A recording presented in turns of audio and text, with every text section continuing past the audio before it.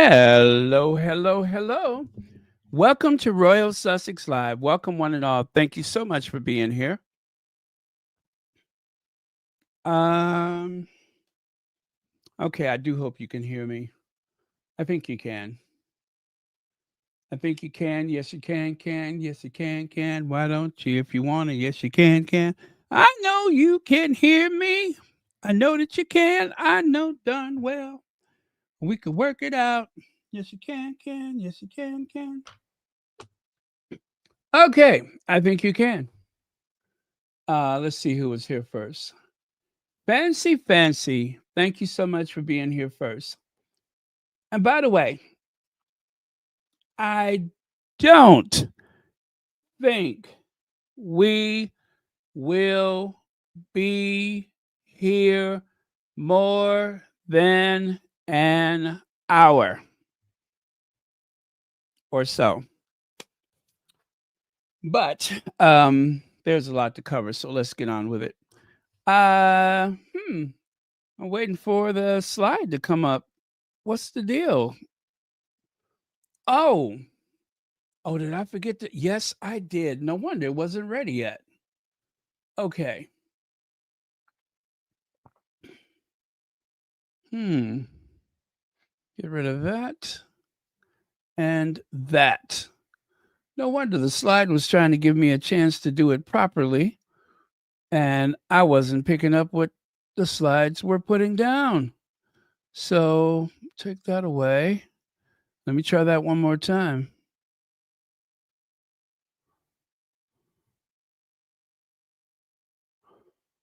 Okay, now it's correct.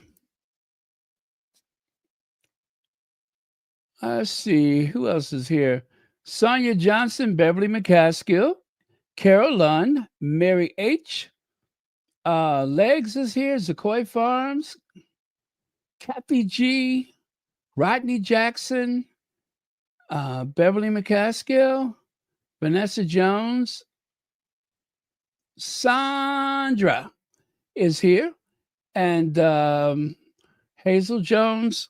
Okay. Now we need our slides, which is taking a month of Sundays. Okay.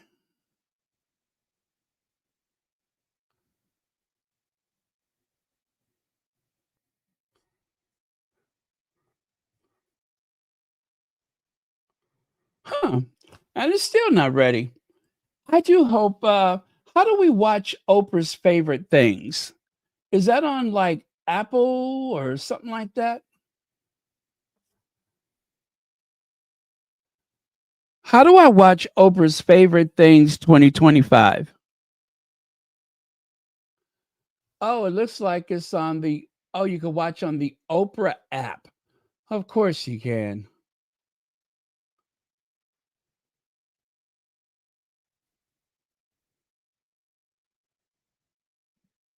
Ah,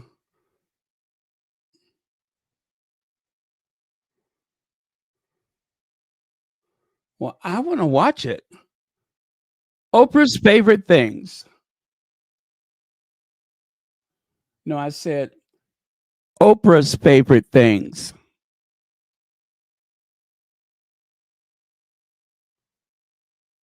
Did I really need to say 2025? Did I really need to do that? Okay, F it. I'm over it. Okay, these are a few of my favorite things. Hello, Maurice Brown. Thank you for being here.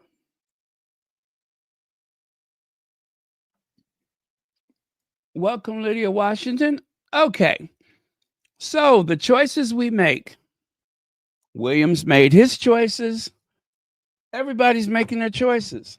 Harry's made choices. Meghan has made choices. We're all making choices constantly. But for some of us, the choices that we make have such a horrific effect on other people's lives. You know, like the choice to hire Jason. Anybody whose name sounds like a horror movie villain is probably not someone you want on your team, and yet they hired him anyway. You guys, I pray one of these days we find out who Jason is really working for. I have my theories, none of which I can share publicly, but I feel like he's kind of like an inside guy, if you know what I mean. I don't think he's there by accident. Um, the route that he took all the way from Texas to the, okay, I had to catch myself, all the way from Texas to Kensington Palace is a very strange one. I mean, you're a kid going to school in Texas, and one day you decide, you know what? I am going to go to college in New Zealand. I've always liked beachfront property, so I'm going to go to New Zealand. I like Star Wars movies and Lord of the Rings and anything else that may have been filmed there. I'm going to New Zealand. And just so happens, Dan Wooten was in that same school. There's no information out there as to whether they actually crossed paths, but it is an interesting coincidence, isn't it? Like, how did Dan Wooten come from New Zealand all the way to the heart of the British tabloid media? None of this is an accident. None of it. The Royal Bank of Scotland, that was one of the ways that Jason fed himself while he waited for the position that he has now. Again, I choose my words carefully, but I smell a rat. Again, this is not for public consumption. However, I'm no angel and I do have my opinions.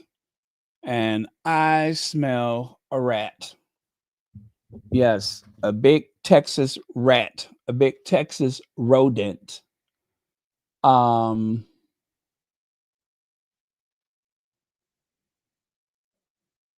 yeah. Okay.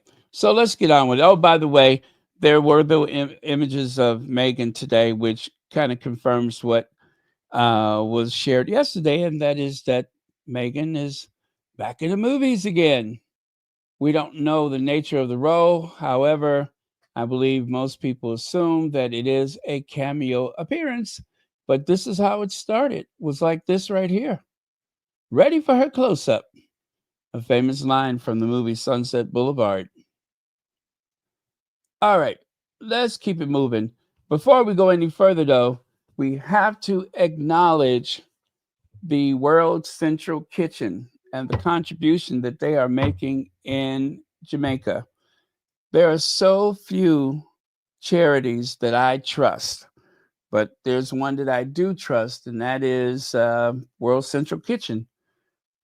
In my opinion, they deliver time and time again. So as you can see there, World Central Kitchen update, 100,000 meals served in Jamaica. 100,000 meals have been served in Jamaica. That is outstanding.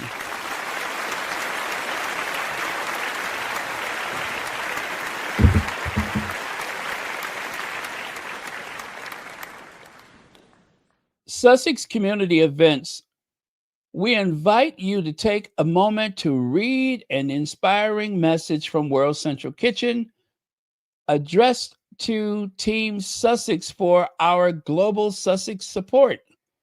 They express their heartfelt gratitude for your remarkable, generous, and unwavering support. Your contributions, that is plural, make a significant impact, and together we are creating meaningful change. Don't you love hearing that? Don't you love knowing that an agency that the Sussex Squad support is doing so many amazing things? So the letter says, thank thanks to your generous support, the World Central Kitchen, thanks to your, not you, dear Sussex, thanks to your generous support, World Central Kitchen Chefs for Jamaica team were on the ground serving hot meals as soon as Hurricane Melissa passed. So far, we've already served 100,000 meals, a true Jamaican serving Jamaicans effort made possible by over 30 Jamaican restaurant partners. And in case you don't understand what that means, World Central Kitchen partners with the local restaurants. And what I think is so genius about that is that in different cultures, there are different dietary expectations. And so by partnering with the local restaurants, they have the ability to serve food that, let's face it, people are actually going to eat and people will enjoy eating. So that is genius right there. In Jamaica, few things bring people together like a warm, flaky, flavorful patty. Our team, together with Chef Corp's members Brian and Matthew and local volunteers, have delivered 35,000 patties so far from our restaurant partner, mothers to families across Clarendon, St. Catherine, St. Andrews, and Kingston. We are prioritizing handheld foods like patties and sandwiches until larger kitchen operations can expand hot meal service. While Montego Bay remains without power, running water, or reliable cell service, World Central Kitchen is working to bring in electricians, plumbers, and local tradespeople to help stabilize operations and expand meal production so that we can reach our goal of serving up to 70,000 meals per day from the large kitchen at Montego Bay Convention Center. You guys, 70,000 meals a day with infrastructure that is shoddy at best, and in some cases, non existent. I mean, it just has been destroyed. Um, and they have the ambition to make something work to get 70,000 meals out there. I cannot tell you how flipping impressed I am with the World Central Kitchen and everyone they have partnered with. That is amazing. One more round of applause. What else would I do?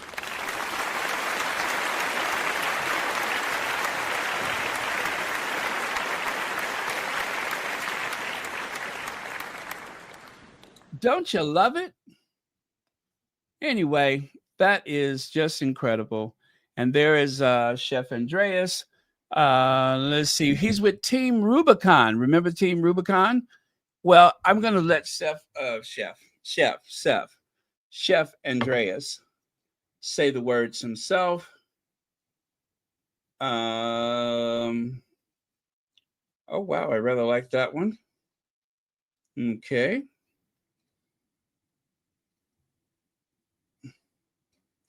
Okay. Cue Chef Andreas.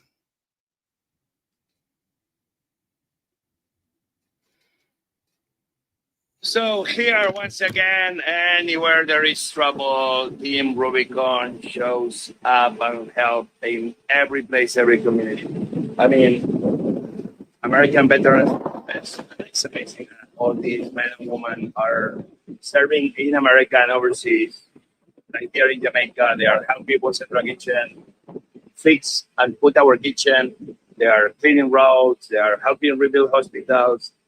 They do so many things. You see, it's endless. So I want every one of you to know how proud America should be of Team Rubicon. I am very proud. I'm the biggest fan. They help us in so many places. We wouldn't do what we do without them. So thank you, Team Rubicon. They are helping at hospitals. They are helping to clear roads and all kind of stuff. And I tell you, these are not the most ideal conditions because so much of the infrastructure has been lost or severely damaged. So, Team Rubicon and World Central Kitchen are on the ground in Jamaica responding to Hurricane Melissa. Great t shirt volunteers are teaming up with the World Central Kitchen to make sure survivors get what they need. Our team is clearing debris and opening routes to help World Central Kitchen, etc., etc. So, again, very, very impressive. Harry Hell's bereaved military children's strength. Um, I don't think I'm going to do much with this because we kind of know that Harry does this every year, and I got so much to cover. So I am going to, I'm just going to leave that one. Let me see if I can get the link just in case you want to check it out on your own.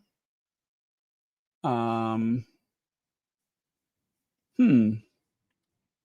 Oh, there it is.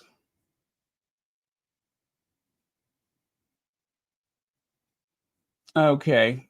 Well, it is a link to the BBC,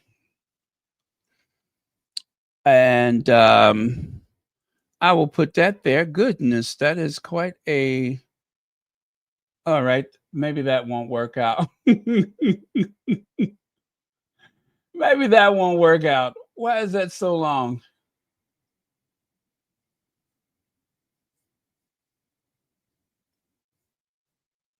Is it supposed to be that long? Okay, I tell you what, I'll leave you to your own devices with this one because that doesn't look right for some reason. So I'm going to just get rid of those.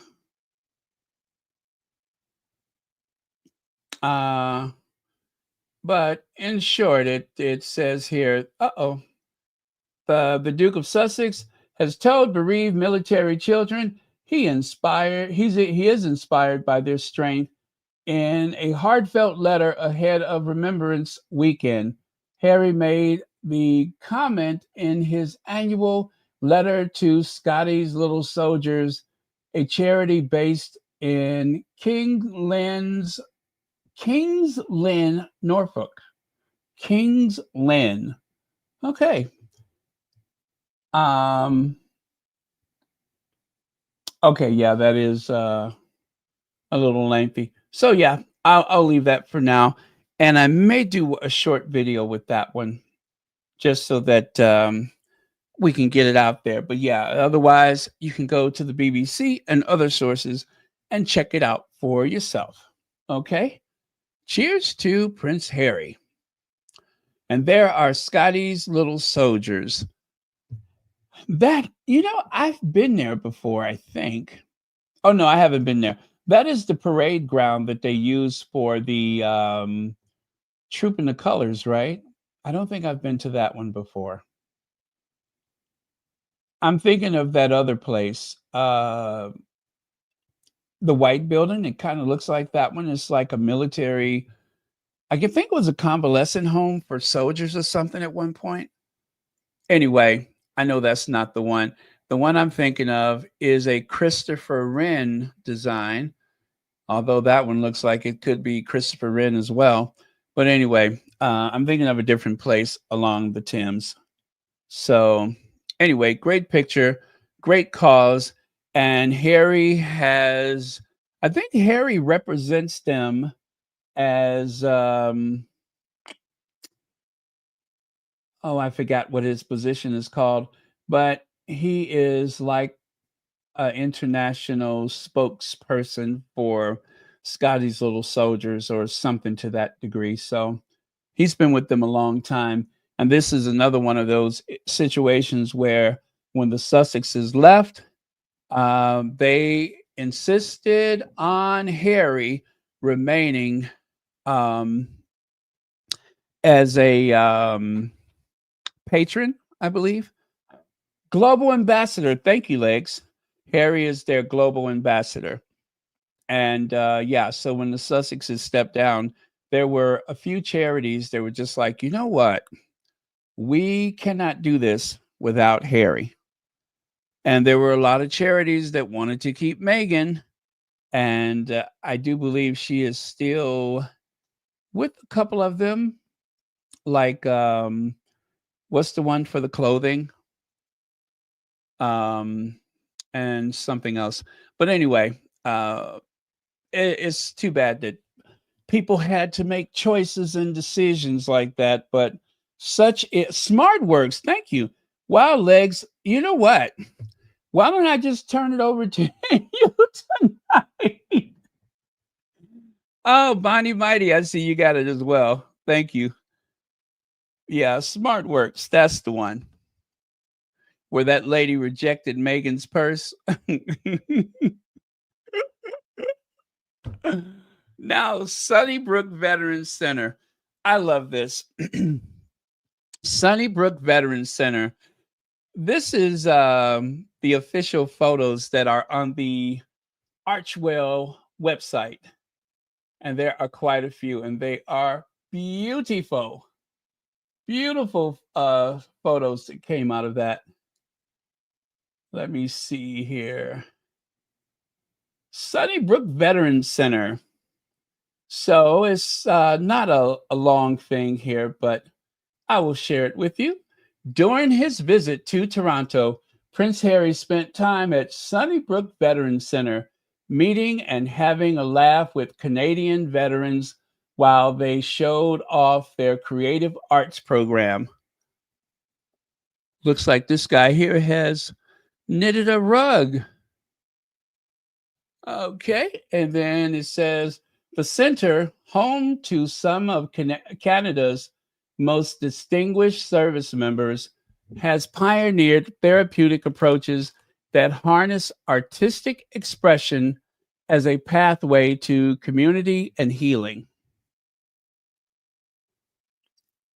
The Duke observed veterans engaged in various creative activities such as painting, ceramics, and photography, each offering comfort, purpose, and an outlet for processing experiences that words sometimes cannot capture. These programs provide veterans with meaningful ways to express their stories, honor their service, and find connection through art. A highlight of the visit was the Helmet Art Initiative, where veterans transform military helmets into profound works of personal expression. Each painted helmet tells a unique story of service, resilience, and creativity.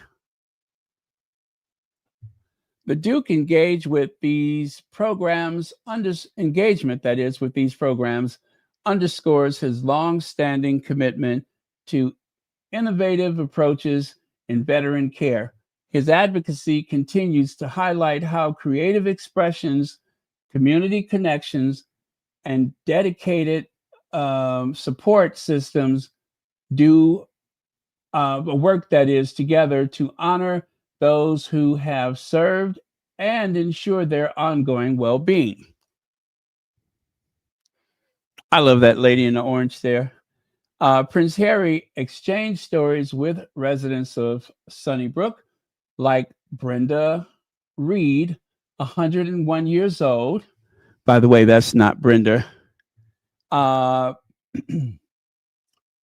who enlisted in the Royal Canadian Navy and was posted to a station in Nova Scotia run entirely by women during the Second World War, and resident Harold Toth, 95, who served in the Army during the Korean War, enlisted with the Queen's Own Rifles. When asked by Prince Harry what their most memorable war stories was, Brenda cautioned that when it comes to her fellow residents, you can always believe the boys. Oh, that's sweet. You can't always believe the boys. I'm sorry, you can't. You can't always believe the boys. All right. So let me find Brenda for you. By the way, that is the helmet that they're working on, right? Harry helped paint that one, but there are several of them. I think everyone has their own helmet, but that is beautiful. I like that. I believe he's doing the poppies.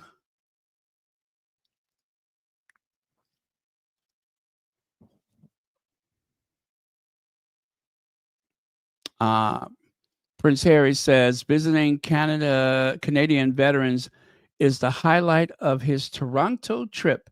Of course it is. Oh, Prince Harry left, receives a painted helmet from a 101-year-old veteran. Oh, that is Brenda Reed right there. That is Brenda Reed. As he meets with some of Canada's oldest veterans, joining them in creative art program at Sunnybrook Hospital. So that's Brenda. Hey, Brenda. Hey, Bran. And check that out. Don't you love it? That is, I want to say that is a World War I soldier.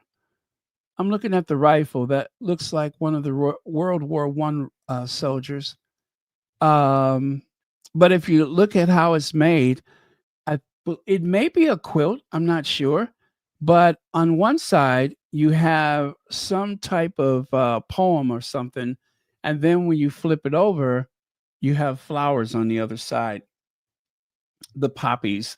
And you can tell that Harry is really, really touched. Here's why Prince Harry is in Toronto today. I don't know how much people in Canada are looking at his brother down in Brazil, but I can assure you the talk of the town has been Prince Harry in Toronto. Oh, Prince Harry will be back in Toronto December 1st at the Toronto Hilton. Thank you for that update. Let's see. Here's another news source. Prince Harry to visit veterans in Toronto today ahead of Remembrance Day. Harry is out there. He's outside, y'all. He's outside. We outside. We outside. Oh, you know what? I have a sound bite that goes with this. Of course, I cannot share the video with you, but I can certainly play the sound. So give me a second to grab that. So here, once again. No, not you, Jose Andreas. Not you. Facility of its kind in the country. Sunnybrook Veterans Center, the biggest care facility of its kind in the country. How old do you know? 100, almost 102. Here, Prince Harry met with some of the nation's oldest veterans who served in either the Second World War or the Korean War, and the prince seeming to really enjoy himself. For me, it's the banter. It's the banter, it's the humor, it's the community that they are given here. Here, veterans are taking part in creative art therapies, where both art and music are used to help vets with their physical and mental health. Brenda Reed, who's 101, thrilled to meet the prince. He certainly has lots of charm. You just talk to him. I practically called him Harry. Prince Harry is, of course, a veteran himself. He did 2 tours of duty in Afghanistan with the British Armed Forces, saying he's just one of a long list of family members to visit veterans here. My aunt's been here, grandmother's been here, my great-grandmother's been here. So it's a real... Don't you love it? Harry is letting you know that my aunt's been here, my grandmother's been here, my great-grandmother's been here, but guess who has not been here? William. Harry is so subtle with his shade. Don't you love him? A privilege for me to be able to be here. The prince helping to paint poppies on a military helmet, one of several being auctioned off by the military charity True Patriot Love. And towards the end of the visit, a moment of levity, the prince was presented with a Blue Jays hat. He was widely criticized across the country after being spotted at Dodgers Stadium sporting a Dodgers hat during the World Series. I would like to apologize to Canada for wearing it. Secondly, I was under duress. There wasn't much choice. I was invited to the LA Dodgers box or the dugout by the owner himself. So I was doing what I thought was the polite thing to do. But I'm going to wear this from now on to make sure I don't make any more of those mistakes. As for the veterans, It was really special. the Sunnybrook Veterans Center. Okay, that was the last guy right there. He said it was really special. So, Harry said he was under duress. He was invited to the owner's box and he was handed a hat, and it seemed like the polite thing to do. But from now on, he's going to make sure that he wears that Blue Jays hat. Lesson learned. Well, you know what? He's not a politician. He's a prince, charming. And if he was a politician, of course, that would really have ruffled some feathers. But since he's a prince, charming, all is forgiven. So there you go. Blue Jays hat for now on until the next World Series, and then we'll see what happens. And this was Harry by night. It's not a lot. Let me see here. Okay, yeah, this is just a very brief Harry walking past into whatever that hall is. And let me see. Am I able to share that with you?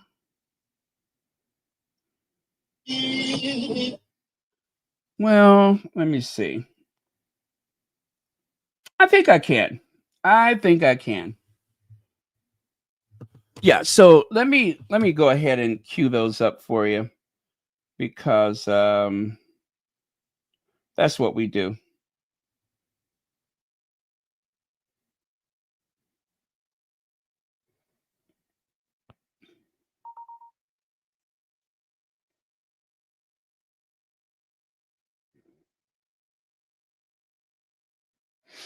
Okay, here goes.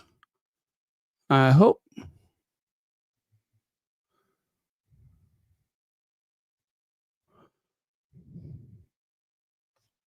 All right, that one is 24 seconds. Here we go. Do this one first.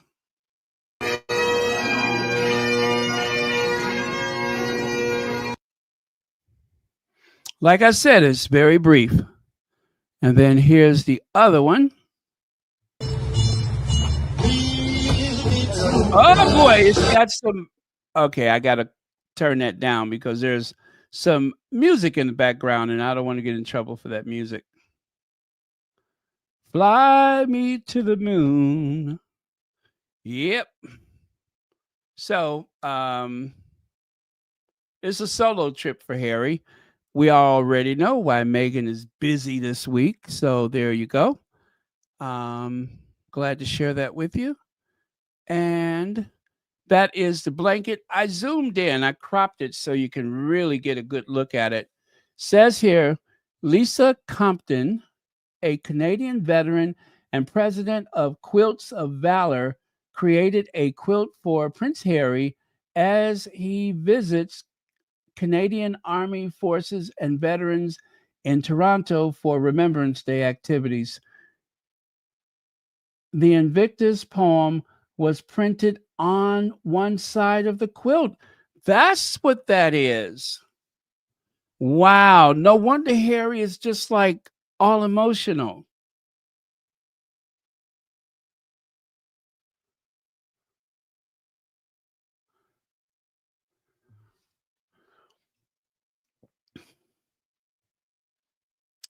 I dare not. I don't think I want to do that one because that's from a television station. Yeah, I don't want to do that one. So that is the Invictus poem, and then that is as close as I could get. It's not the clearest photo, but like they said, this has been in the works for a year, and that looks like about a year's worth of quilt making. Okay, so I hope we can put that to rest once and for all. This has been planned for over a year, and the palace is pretending like they didn't know better.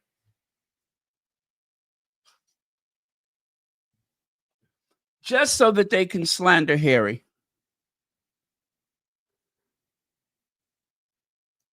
Yeah, that's the whole point of it, is to try to slander Harry. But that is not just something that was thrown together overnight. That is beautiful. Oh my God, that is nice. What a thoughtful thing. What a thoughtful thing to make. I mean, just, and quilts are so warm, and it's like it breathes. So you're very comfortable under a quilt. I know. I know. Yes, I agree.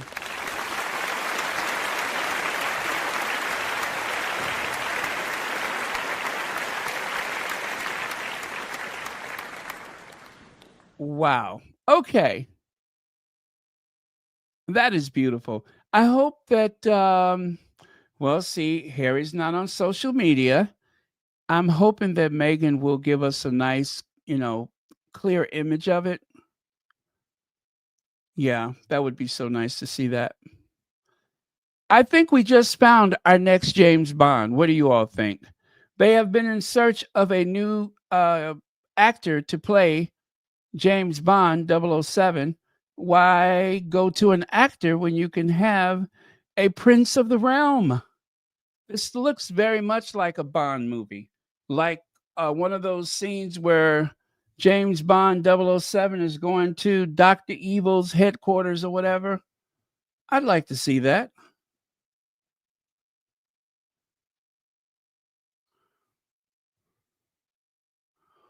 Let's see. I was wondering if Harry listing relative means he is a low key working on behalf of UK government. Oh, you know what? That is something to think about.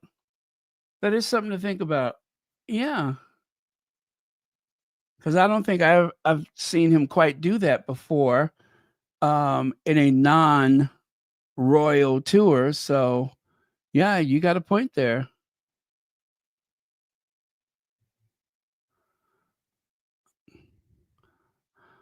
Oh, yeah, but what about the other side? What about the other side? Didn't you? Well, you know what?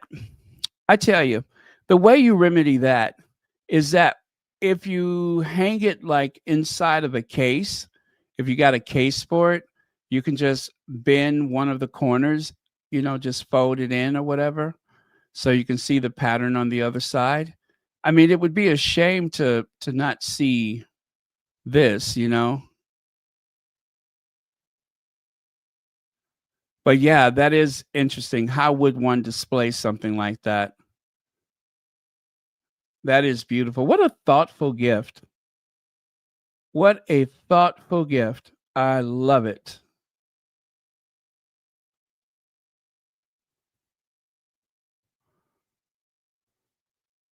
So, championing Canada's military community.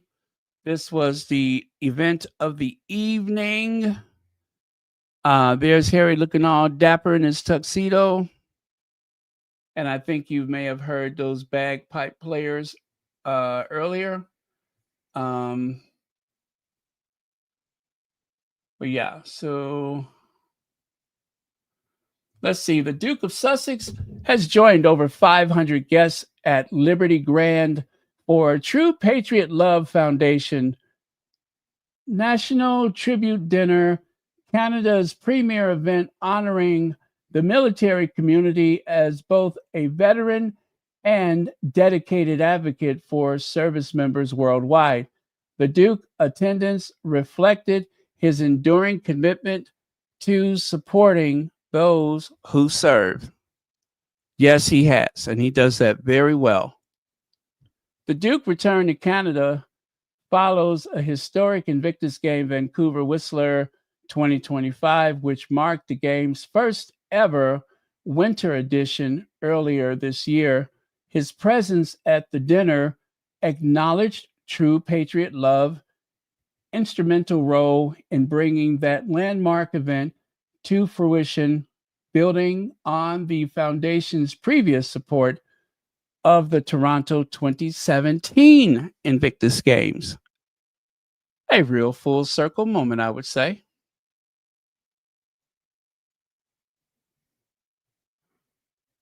As the main funder of Team Canada, True Patriot Love, Canada's National Foundation for Military Community, has been central to the Invictus movement's growth over the past decade, changing thousands of lives, not only for competitors, but for their families and communities as well. The evening brought together business leaders, dignitaries, and supporters from across Canada to celebrate the extraordinary contribution of Canadian Army Forces members, veterans, and their families. Throughout the evening, the Duke met with veterans, active service members, and their families, sharing conversations about their experiences. Among those in attendance were familiar faces from the Vancouver Whistler Games, including James Gendron. Prince Harry shared James's story with the world at the 2023 Dusseldorf Invictus Games, and James bravely went on to play at the opening of the 2025 Vancouver Whistler Games. Tonight, he shared his talent once again during the evening's proceedings. The timing of the event, just days before Remembrance Day, added significance to this annual gathering. The Duke spoke to his personal connection with Canada military from his training at CFB Suffield in Alberta to serving alongside Canadian Armed Force members during his deployment in Afghanistan.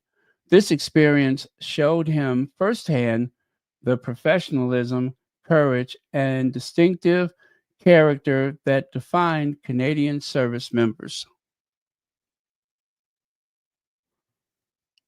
The evening included the presentation of the Patriot Award to General Rick Hillier, whose leadership throughout his distinguished career and instrumental role in establishing True Patriot Love in 2009 has created a lasting legacy, strengthening both the country and those who serve it. So there you go. Thanks again, Prince Harry. Great night.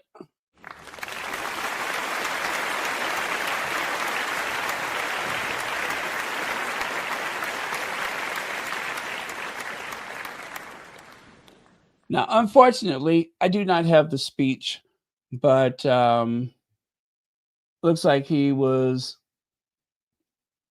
really feeling it that night at home in his element amongst the veterans.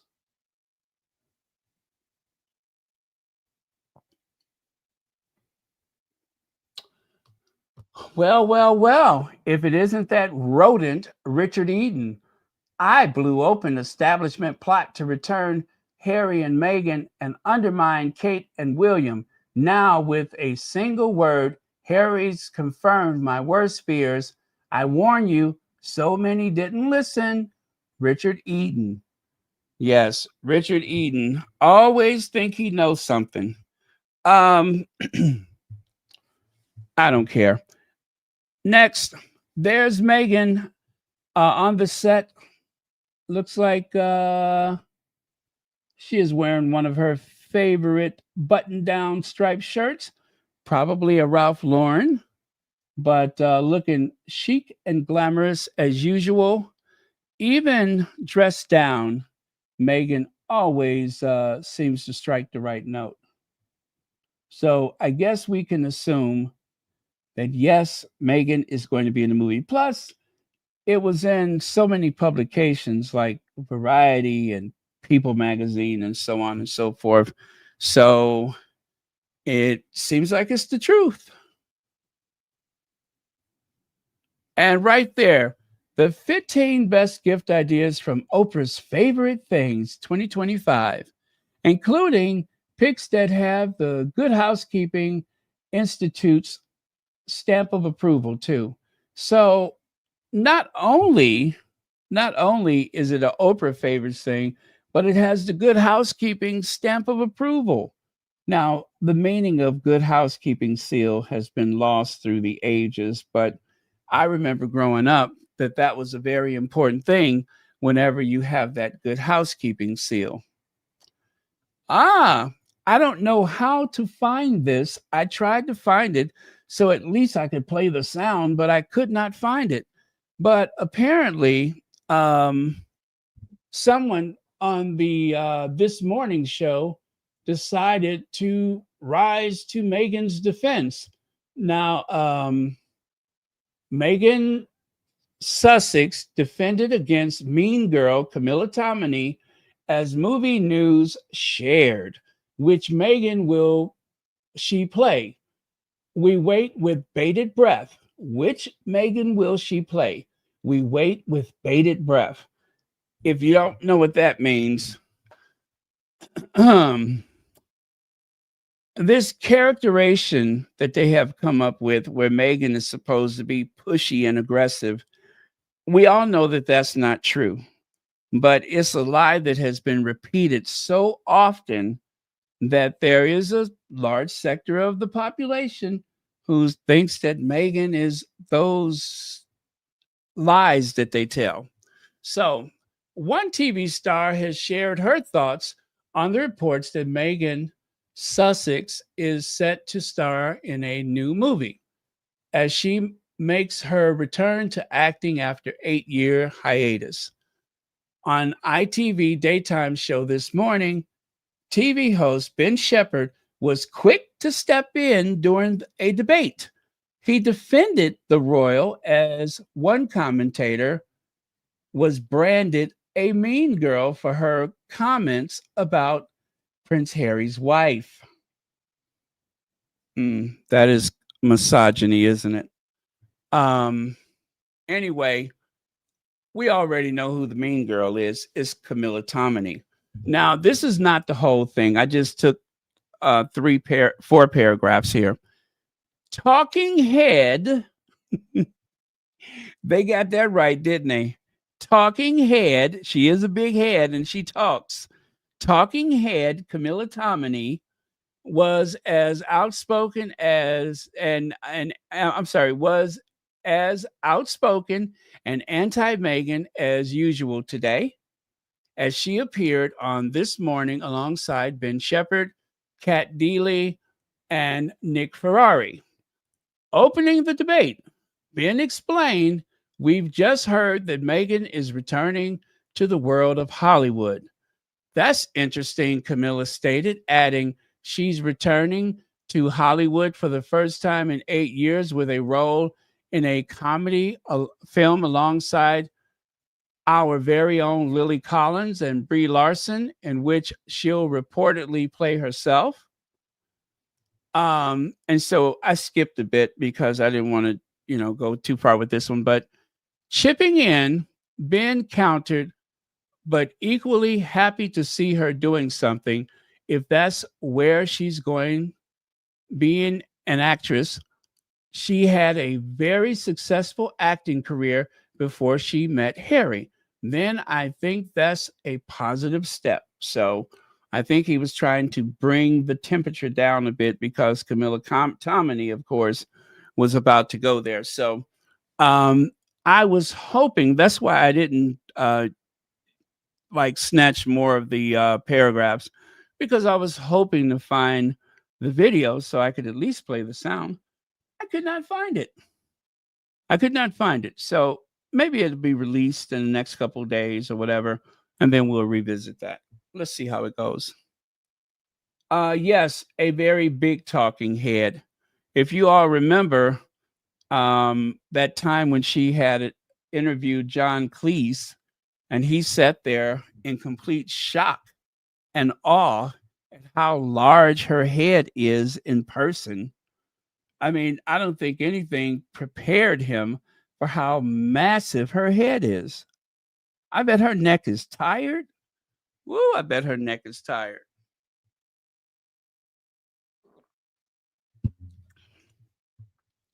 I mean, I don't want to be rude, but that's one big head broad, ain't it?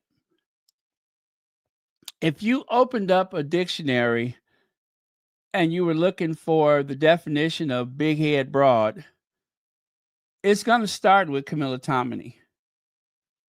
If you go open up an encyclopedia and you look up the big head broads, that is a particular anomaly in the human species where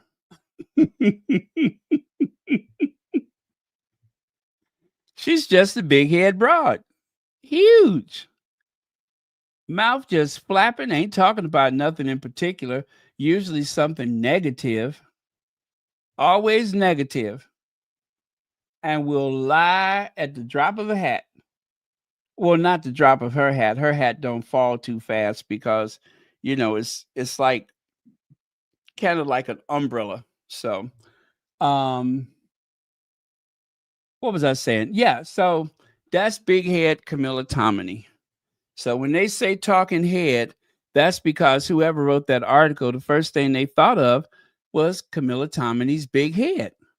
So they just wrote talking head Camilla Tominey.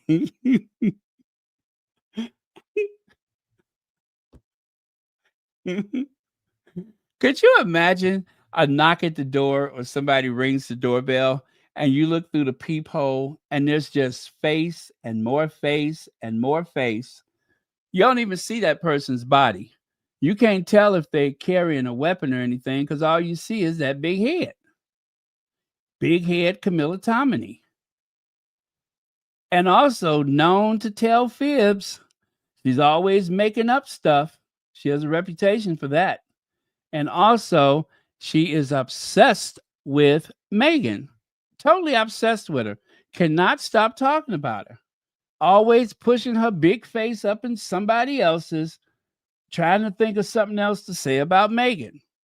And then when you catch her out, then all of a sudden, she kind of starts pursing her lips and looking up in the sky and everything, trying to find a way out of it.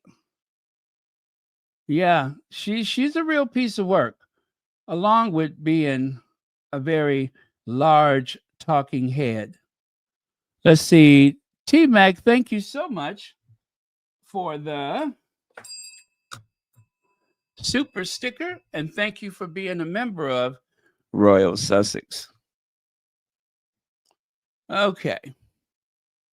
So anyway, that is Camilla Tominey, the talking head, a very large talking head, supersized, massive talking head.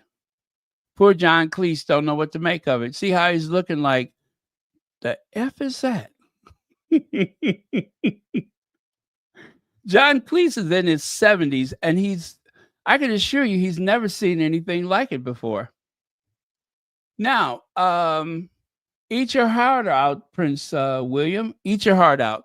Global Session on Climate Action in Tourism, COP30. Prince Harry's Travelers team up with UN Tourism. Let's see, that's UN World Trade Organization and the Travel Foundation to host Global Session on Climate Action in Tourism. And that is November the 20th. It's an online event designed to bring the key insight, debate, and energy of COP30 Brazil directly to you. So it's not exactly over yet. It's going to be a webinar, and that is Thursday, November the 20th. It's a morning session, 10 a.m. to 1 p.m. So I'm guessing Harry is going to be there or whatever. So let's hope so.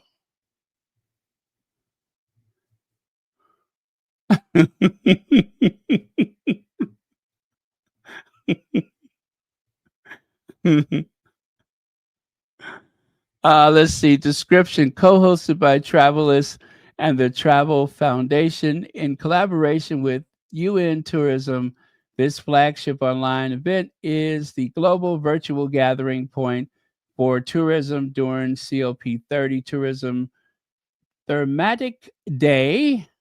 Is that thematic or thematic? Thematic Day. Here and the latest insight, join conversations shaping the sector's future and connect with peers driving change worldwide. So it doesn't say exactly that Harry's going to be there, but that is taking place on the 20th. So watch that space. Oh, and that is Central Time. Yeah, that is the Central Time in both the US and Canada. Ouch! You know what a Knopf is in German, ja? This is a German word for knob. Everybody can use it if he or she wants to. So someone sent me that.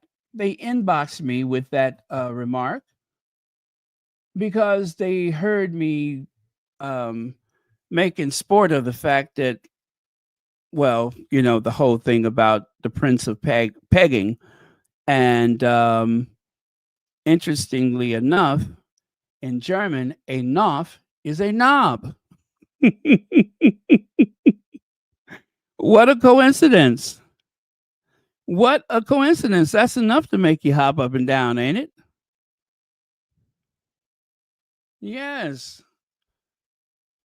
Knopf. Jason Knob. Isn't that something? Jason Knob. You just could not make that up. And Jason Knob just happens to be Prince William's favorite beard. He loves having bearded people around. And why does he always take his shoes off and wants to show everybody how athletic he is? He needs to give that a rest. He really should. I mean, look at this. How would you like to taste the rainbow? No, thank you.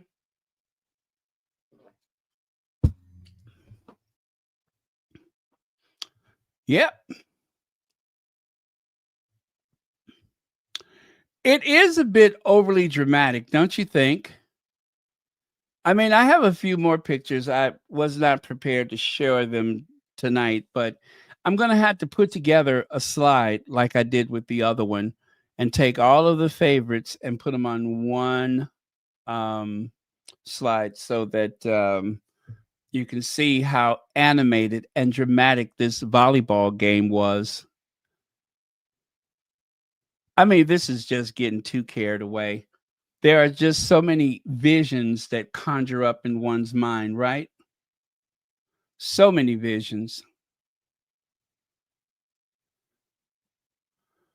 And then, of course, someone decided for fun to, I don't know if this is AI. I don't think it's AI. I think they just did a cut and paste or whatever. But what happened? How is it you go to do these royal tours and you always end up on all fours? How many people could say that? Every time they go on a royal tour, they end up on all fours. That is awkward. It really is. That is awkward. And of course, there is a very dignified William with another blank binder, a notebook full of nothing. The photographer told him, okay, now look busy. And so there he is looking busy, doing some busy work. That's what they call it on Celibacy. William and Kate doing busy work. Look at me. I'm doing busy work like a little kid. Mom, Dad, look at me. I'm doing busy work. Mommy, Daddy, look at me. I'm doing busy work. I'm a big boy. I'm doing busy work too. And there's a very slim down. I noticed that Jason looks like he's lost a few pounds. Nice and slender. And just to remind William why he keeps him around. He has a full head of hair and a beard. Everything William dreams of day after day. Having a full, thick head of hair and a beard. You notice he doesn't hire anyone with male pattern baldness, and he doesn't hire anyone who doesn't have a beard. Matter of fact, he married one.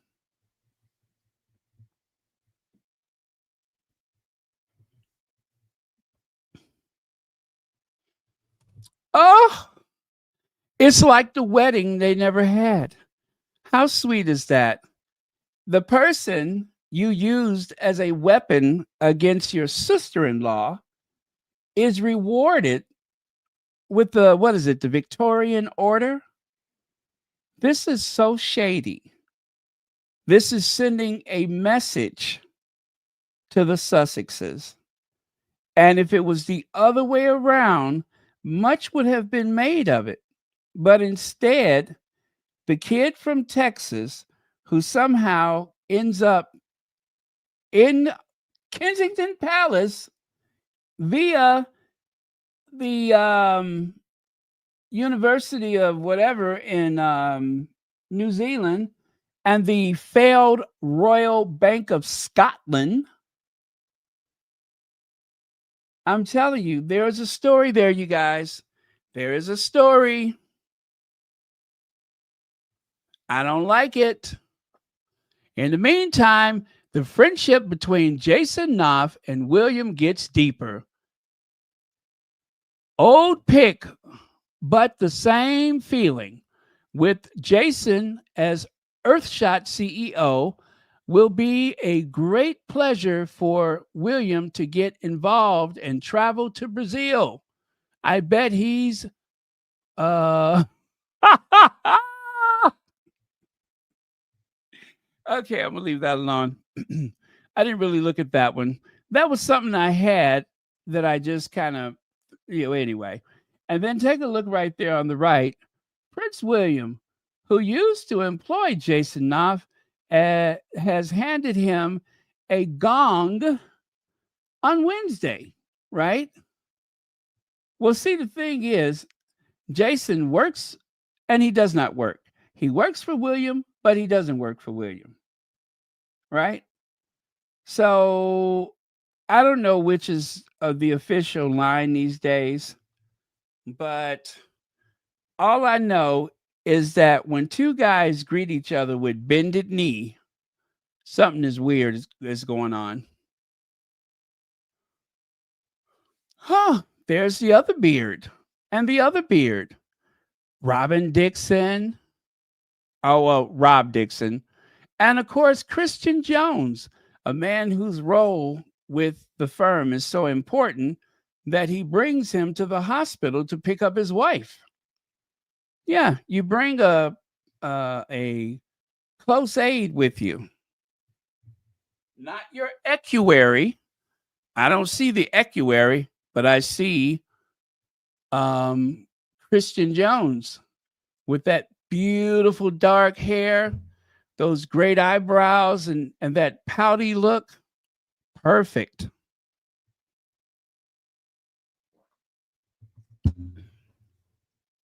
Quite a contrast to Rob Dixon, who looks a bit like a hobbit meets a fashion model.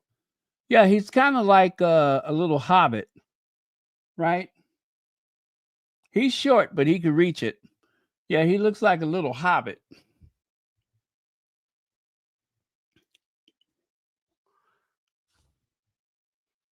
And let's not forget Meghan's private messages handed over with William's approval.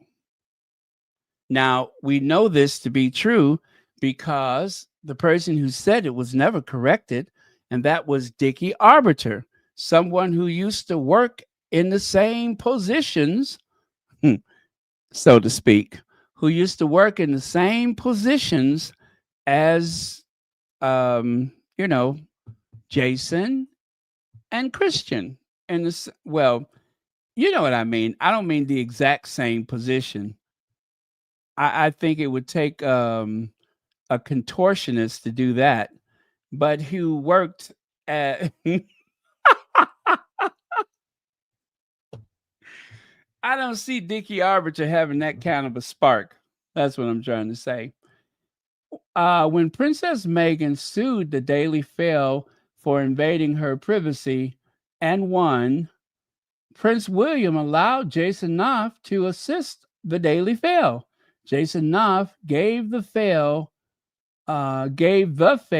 into that what is it? I'm sorry, not into is info that didn't help their case, but provided source for harassment. Jason Knopf still works for Prince William. You see what I mean? See what I mean? Could they be any closer? 1, 2, 3. All of them have beards. I'm just saying, those are the only people. William has a type when it comes to who he prefers to have around. Thick, dark hair and a beard. Now, back in the old days when Richard Eden was not going after the Sussexes because Harry and Meghan were not a thing at that point, this is how he used to write. Failed Royal Bank of Scotland spin doctor Jason Knopf to be Duke and Duchess of Cambridge and Prince Harry's new communication secretary. Now, do you see what I'm seeing here? He worked for the Cambridges, but when the Sussexes were married, then all of a sudden he worked for Harry and Meghan and also the Cambridges. And that is the same way they wrote an article about Christian Jones. He's there to work for Harry and Meghan, but also Will and Kate. Now, how do you work for all four? Principally, you work for two, and then when it's convenient or when they need information, then you work for the other couple. And people say that Harry and Meghan are so unorganized, they can't get their act together and everything is in disarray. This is disarray. This is wrong on so many levels. And none of these people are people that Harry hired himself. These are people that were pushed upon Harry and eventually pushed upon Harry and Meghan from the firm. And Harry, with his instincts, I believe Harry had known for a long time that you cannot trust this one and you cannot trust that one. None of those people were there for Harry. They were always there for William. They all answered to William. I said it before, and I'm going to say it again. Kensington Palace was Prince William's kingdom. Now, he may not have had much say about what happened anyplace else in the firm, but I believe he had full control over all of Kensington Palace. And I'm sure a lot of people, relatives of his, probably avoided him from one day to the next.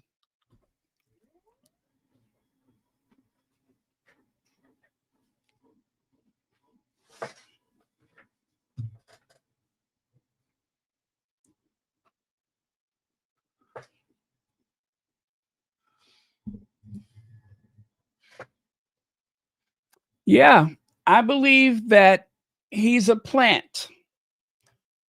And I also believe that the people who put him in that position, I don't think William even knows why he's really there. I'm pretty sure William does not know why he's there. William probably thinks that this is the best hire I've ever made. But William did not hire him. William approved. He did not hire this man. He approved of his employment. But I'm telling you, there is something very sinister in relations to him being there. And just like his father, Charles, he is too stupid and too arrogant to know that he's in above his head, way above his head.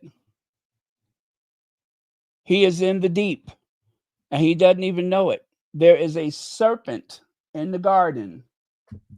There is a serpent in the garden. And William thinks that that's his friend.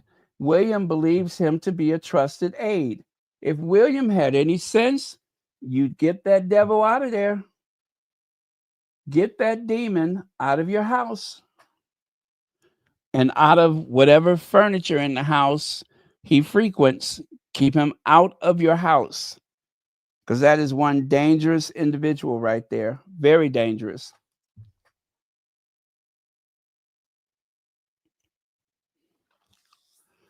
But not a danger to William right now, because everything is going his way. They know that William is stupid.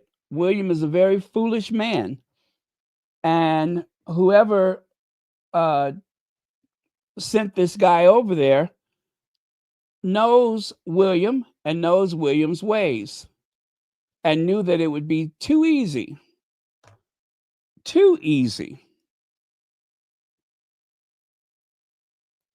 to insert him in that household. And so there he is in Kensington Palace with the whole run of the place. William is in over his head, and he is going to be played like a fiddle. He already has.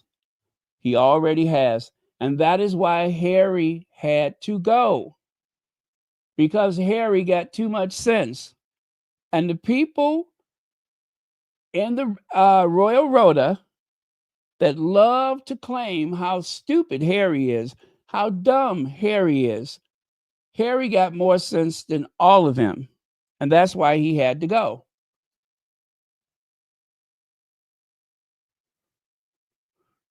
That's why he had to go. And then, of course, it did not help that he married somebody with even more sense, somebody with way more intelligence. This is why they didn't like to do things with Meghan around. I bet they were like, oh, crap, now we got two of them.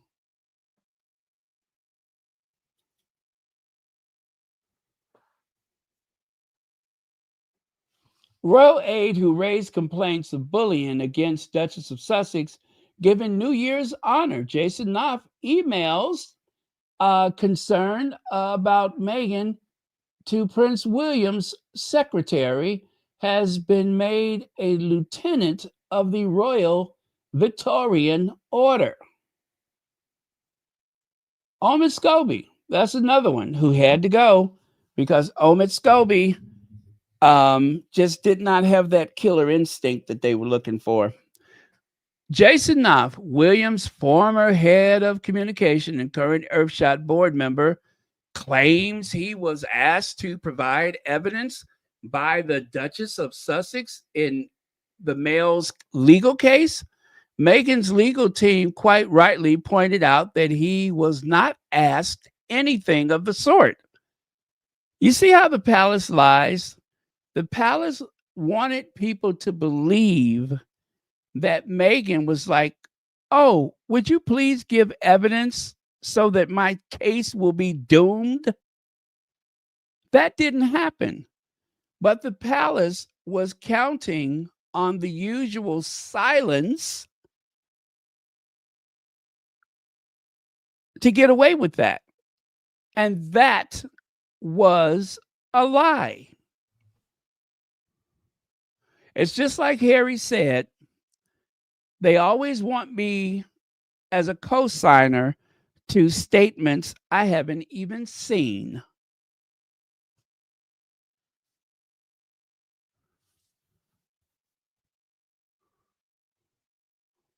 Exactly. And that's why he was never in that whatever that thing is where they dress up like magicians. That's why they didn't want him in any of that stuff, all those little secret organizations. Too much dirt to hide. See there? Roll of graduates. There's Jason Matthew Knopf up there, and down there is Daniel John, what is that, Wigglesworth or whatever? Is that welfare? I can't see that. Something like that. Let me see if I could zoom into that. Daniel John, welfare recipient. I don't know what it says. Something like that. Anyway. Oh Lord, it's worse than I thought. Is Daniel John William Wooten. I repeat, Daniel John William Wooten. Ain't that a coincidence? William is his middle name. Oh, well.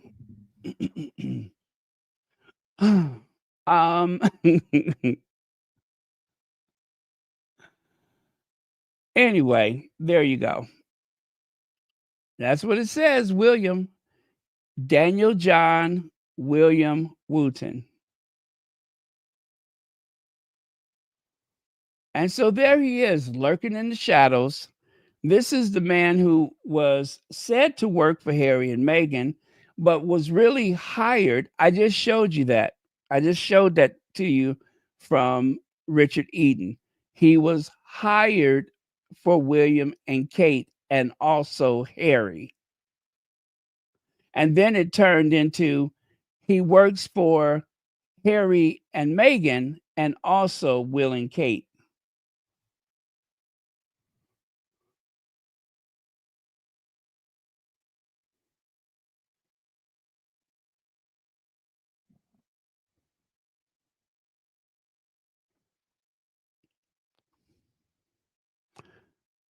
Now, Dan Wooten said, I really broke the news of the M word and gave Harry and Meghan 10 days warning to handle the situation before we publish in The Sun.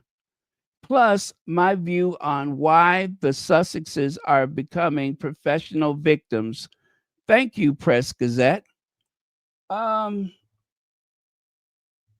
think when someone has victimized a person, the person that they have victimized becomes known as the victim.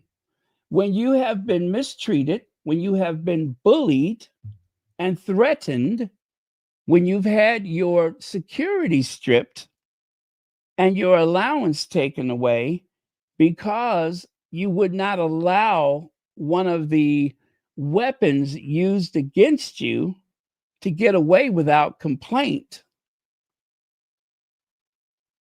You know, one of the best, and I'm going to be very honest when I say this, one of the best weapons that the tabloid media and hence the Kensington Palace and Clarence House, whatever you want to call them, one of the finest weapons they have at their disposal is the idea that Harry and Meghan are professional victims. That is a way to shut them down so that they will not complain. You call them whingers so that they will not complain. And that way you can continue to abuse unabated.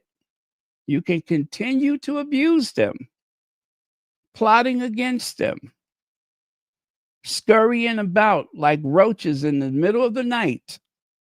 You can continue this mistreatment without any pushback.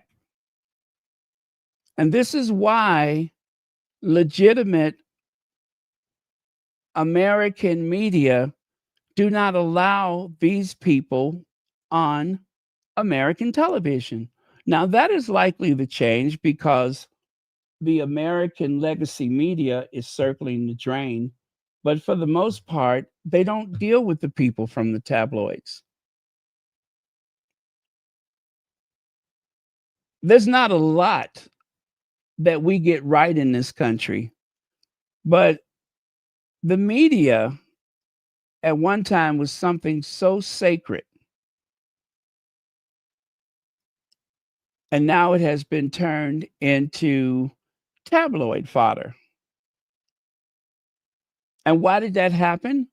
Because some of the most dishonest people in politics need us to disbelieve them, to doubt them, to the point where the real journalists have retired or have been chased out of the business, and then they replace them with more tabloid media.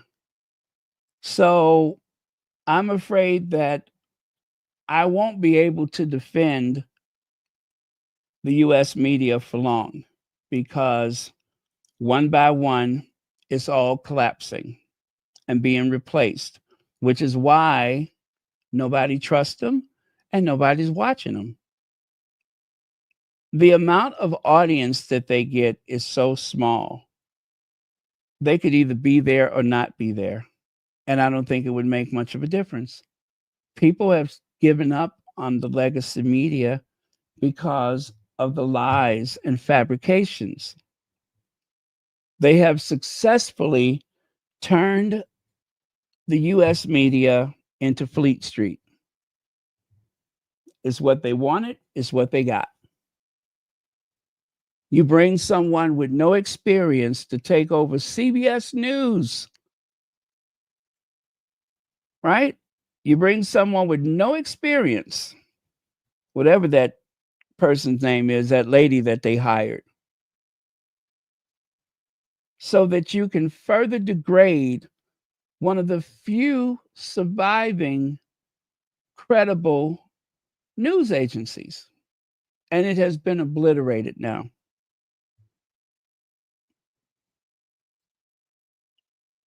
So Dan Wooten has been pushed into the margins, right? But he may come back. Who knows? He may end up on American television. Right now, even Pierce Morgan cannot find a job on US television. But he'll be back because there's going to be a need for people like that so that they can. Have you noticed that a lot of the gay conservatives, they find themselves going to the far right, and they find support there because of their ability to articulate some of the most vile and negative messages.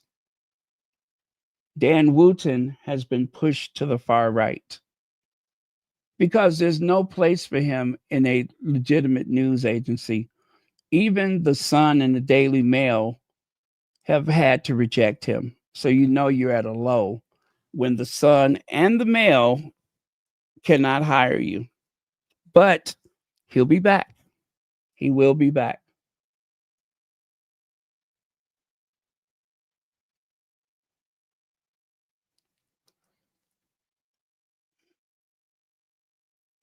So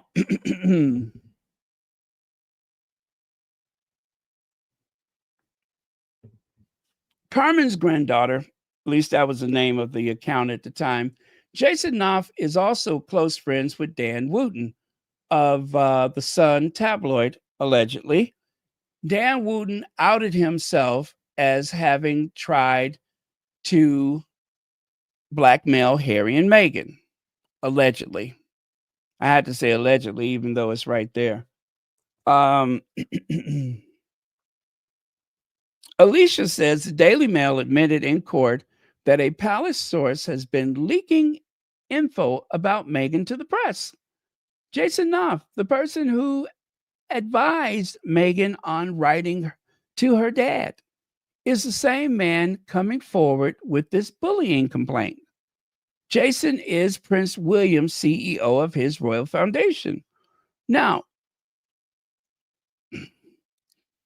if he worked for Harry and Meghan, where is his confidentiality agreement?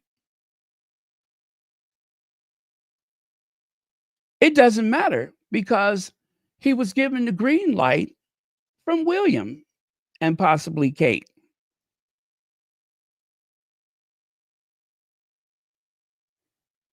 And then, as you see there, exclusive royal aides have hit back at Duchess of Sussex before her television interview with Oprah, revealing that she faced a bullying complaint made by one of her closest advisors during her time at Kensington Palace.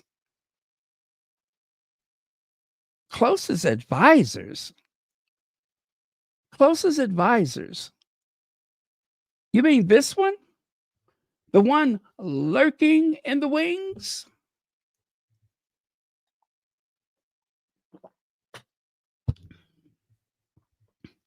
You see, this can never go to court. This can never go to court because if it went to court, they would have a lot of questions that would require answers. A lot. I would love to understand exactly who was working for whom and when and how long and what for, to what degree. None of those people ever worked for the Sussexes. So when it came time to divide the household, to separate the households, this is what they were trying to escape.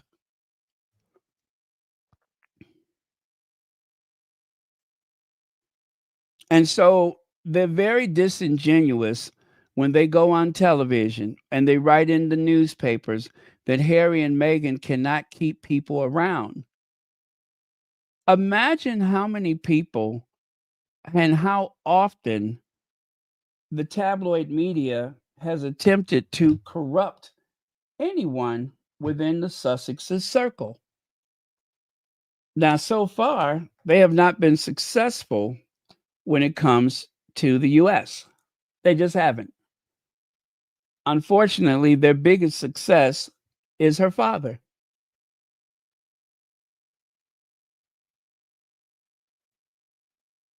That's the gift that keeps giving.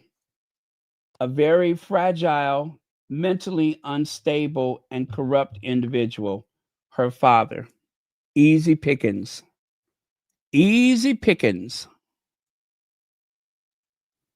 And chances are, while rummaging through his stuff, maybe some of his media friends have found things that would be incriminating, allegedly, maybe, possibly. And maybe that's why he's so cooperative. Maybe that's why every time he goes on television, it looks like he has a whole laundry list of things that he says from a piece of paper and not from his heart. But what happened? He let the devil in. The devil was carrying a Confederate flag. That's what happened. If you think the devil wears Prada, you ought to see the one that carries a Confederate flag.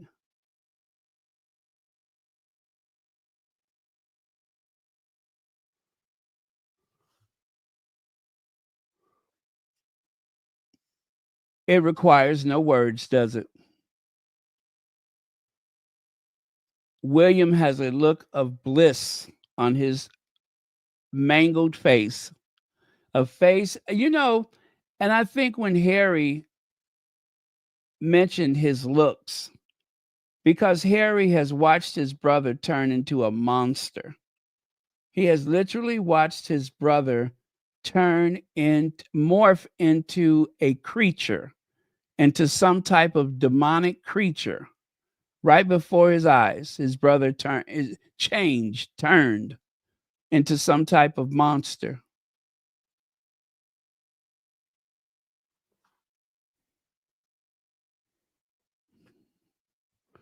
Just like when somebody's on that stuff, and who's to say he ain't? But just like when somebody's on that stuff, they start looking demonic.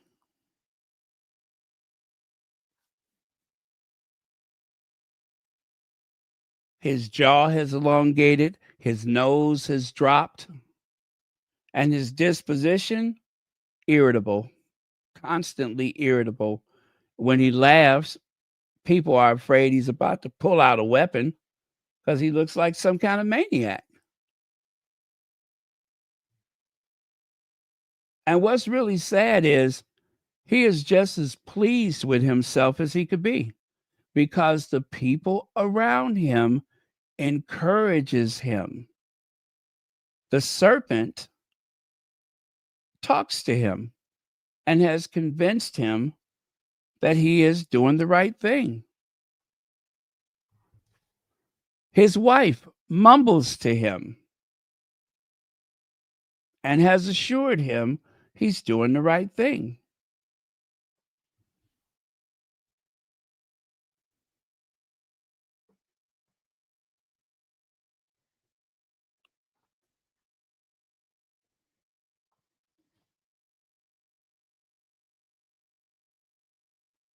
And who knows? Maybe if things go the way that they wanted to go, we may be looking at the first.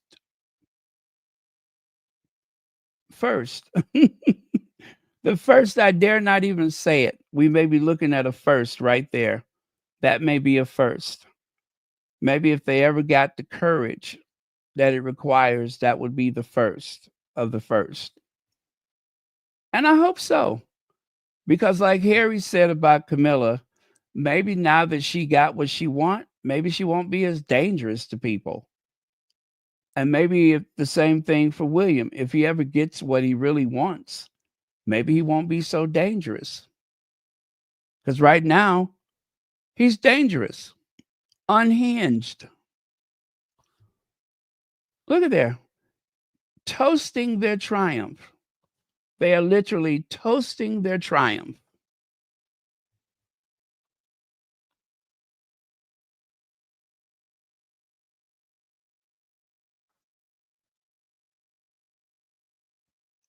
How the palace tried to rescue Duchess Difficult. You see how that works? They can spin it any way they choose. If they want people to see it a certain way, they need only say it. Because through conditioning, there's a large sector of the public that will believe anything negative, including that nonsense. Meghan never needed to be rescued by the likes of him. I could assure you of that. William is the one who needs to be rescued, not Meghan, not Harry. William needs to be rescued.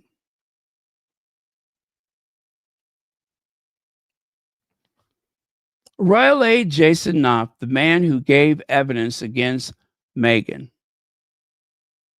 A witness statement submitted from Meghan's ex-aide, that's insulting to even say that, Jason, claimed the Duchess of Sussex wrote a letter to her father understanding it could be leaked.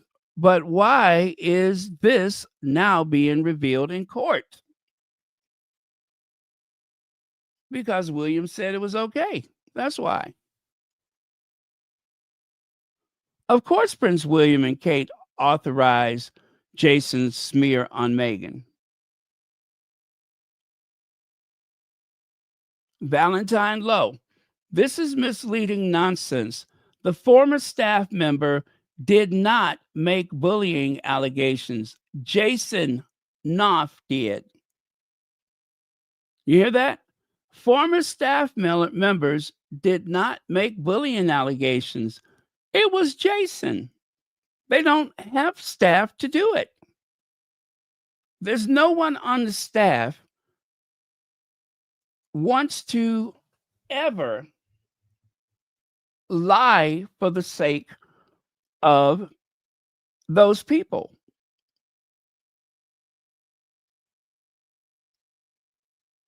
They couldn't find anybody who would come forward. All they said was, leave me out of it. Leave me out of it.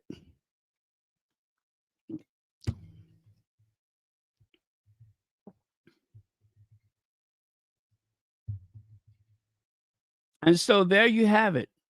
Valentine Lowe, who under any circumstances is not any type of friend to the Sussexes.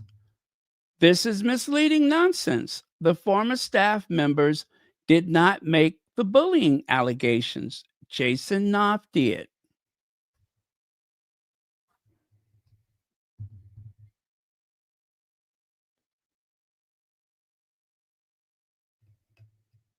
How you like that?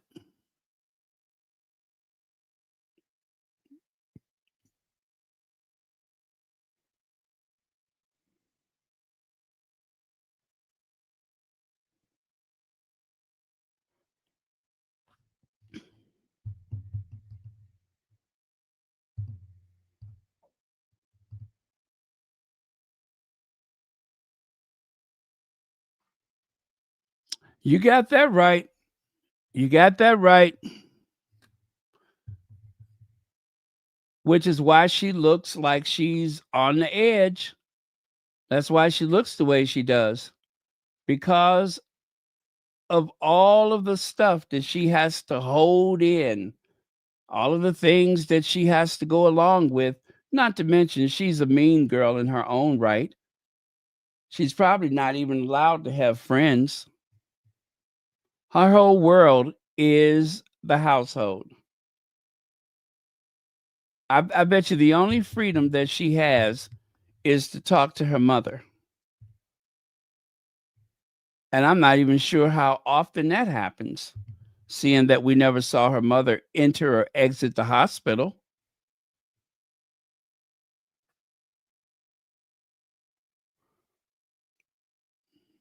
Prince William under fire for flying to Brazil for climate whatever. Pure hypocrisy. Prince William under fire for flying over blah, blah, blah, over 5,000 miles. Pure hypocrisy. Some social media users call out Prince William's hypocrisy when he flew from England to Brazil to attend a climate change advocacy event. Prince William jets 5,500 miles to Brazil for a 300,000 pound taxpayer funded eco trip, preaching sustainability while living off public money. The hypocrisy of monarchy. In one flight, the monarchy or whatever, one person tweeted, while another noted his behavior is pure hypocrisy. Global monarchy are pointless, redundant, and a waste of taxpayer money. It's time they carry their own weight. Another person wrote on X with a third pinning, nobody told him about Zoom meetings, huh?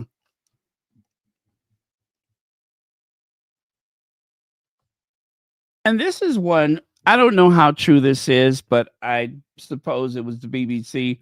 I haven't had a chance to confirm it because I just didn't look. But Amazon forest failed to build road for climate summit. You see that? They cut down trees to make a path for the climate summit.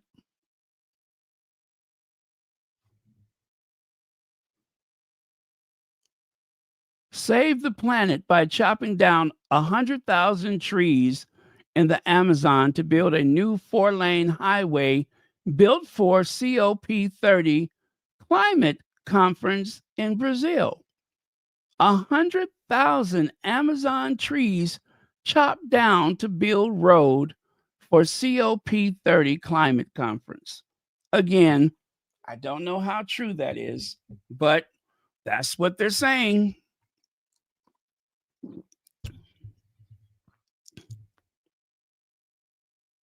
And of course, I don't need to tell you about the whole aircrafty when they flew an empty jet 123 miles for a photo op. And the whole point was to show that the Welleses, or at the time, the Cambridges, flew commercial jets rather than take their usual fleet of helicopters and automobiles and God knows what else, that they would fly commercial. The only thing is, they were the only passengers on the jet. And then they had to fly the empty jet back to a staging place for the regular passengers to use it again. All of that was a photo op. No mention of it, no apology.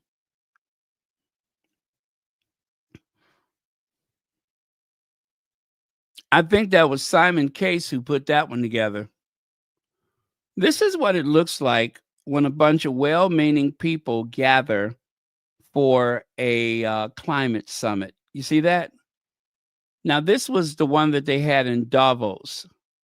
They said there were over 100 private jets for all the world leaders and politicians and all of whoever was invited. All of the people that spoke went by private jet. Rank hypocrisy if I've ever seen it.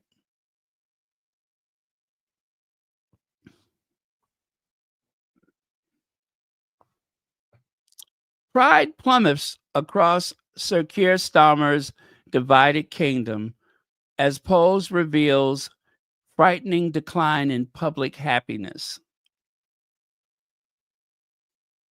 By the way, the picture on the left doesn't have anything to do with that. That's them showing that William is so tough and so rugged that he will use a public toilet.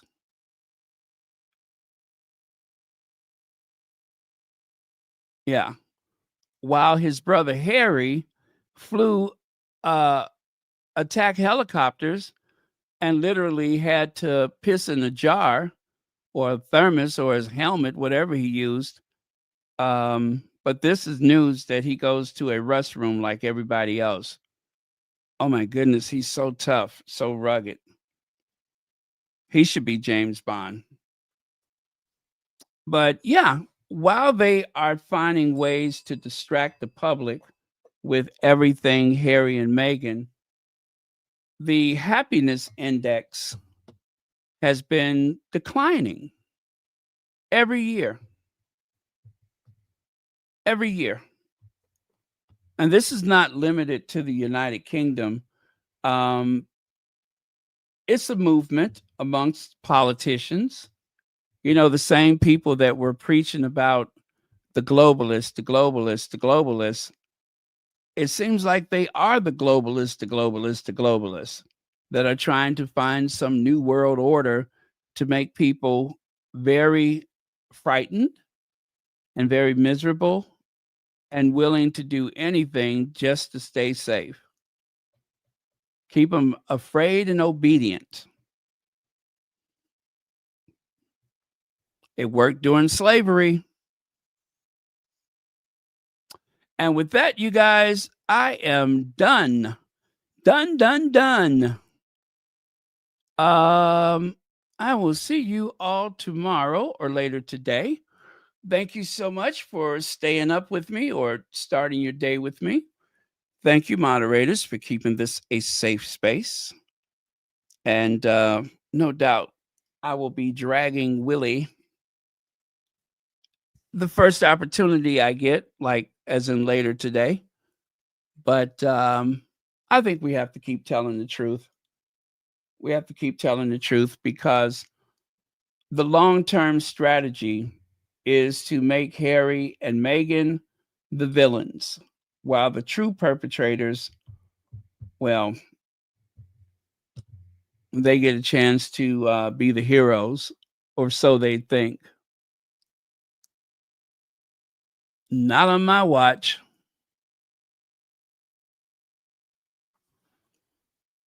Ah, I didn't notice that, but okay. I have to take a good look. I'm going to compare some photos.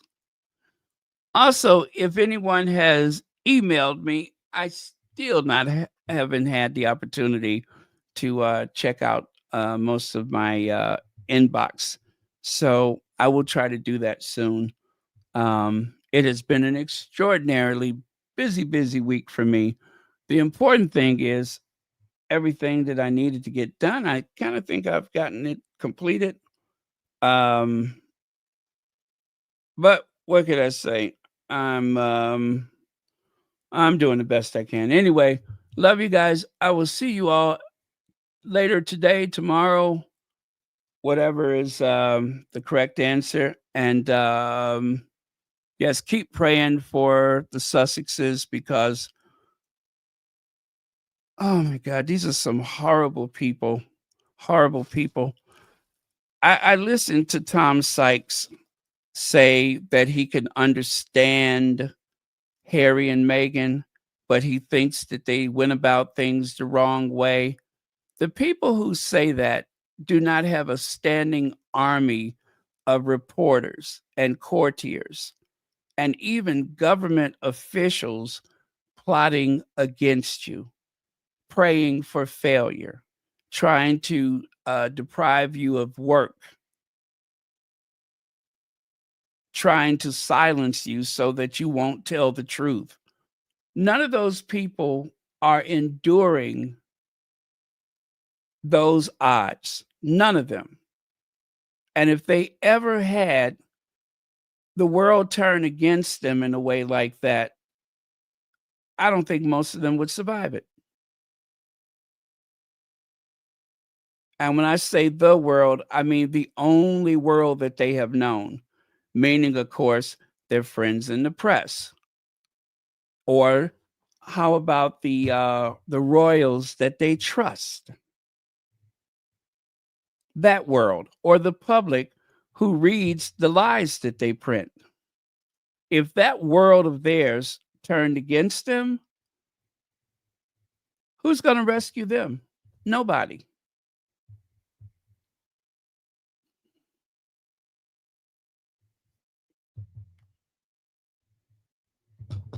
These are the same people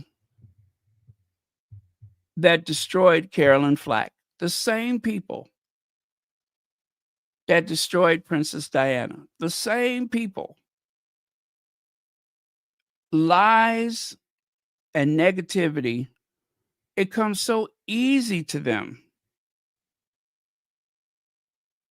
And they know better. That's what gets me, is that they know better. And sometimes they will slip and tell you the truth. And then they go back to the same song and dance. Well, if they would have just stayed a little longer, well, they should have gave it a chance.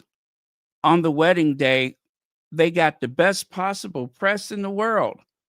Well, yeah, you want people to see Britain in a good light. Of course you're going to do that. You want people to get pulled into your articles. Of course you're going to say that. But the first opportunity, it was back to negativity as usual. Around the clock, hostility.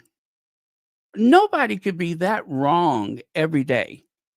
But you let them tell it, Harry and Meghan can do nothing right. Everything that they do has some kind of sinister thing behind it. And it doesn't bother me so much that they say that. It bothers me that certain people believe it.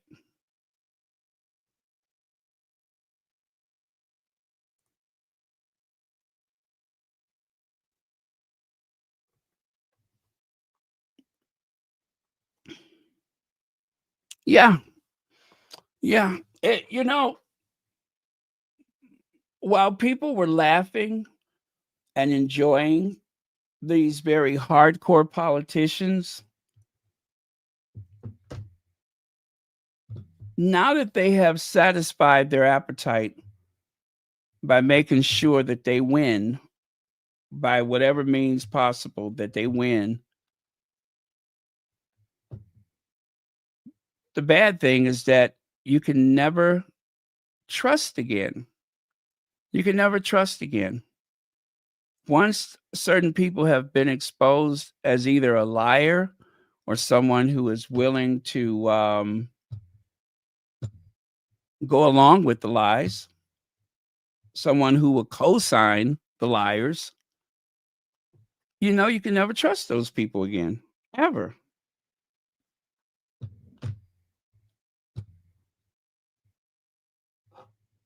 The same people who said Donald Trump will never be president, Republicans who were afraid of him. And now they do his bidding, but they're still afraid. They are still afraid. Fear seems like it has won the day.